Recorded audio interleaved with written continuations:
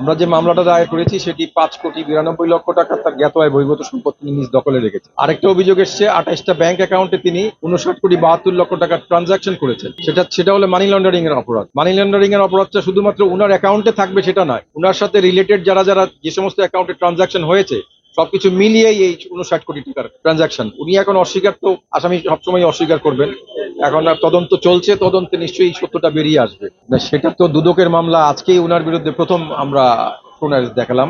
এর আগে দুদকের কোনো মামলা উনার বিরুদ্ধে হয়নি। তো অন্য মামলায় যদি আইসিটির মামলায় ওনাকে আমরা টেলিভিশনে দেখি যে অনেক সময় আইসিটি যায়, আইসিটির নিয়ম অনুযায়ী সেখানে কি সুযোগ তিনি অ্যাভেল করতে পারেন কি পারেন না সেটা আমাদের বলার মতন অবস্থা নেই। এখানে তারা ডেফিনেটলি সুযোগ পাবে, আইনি সুযোগ সবটুকুই পাবে।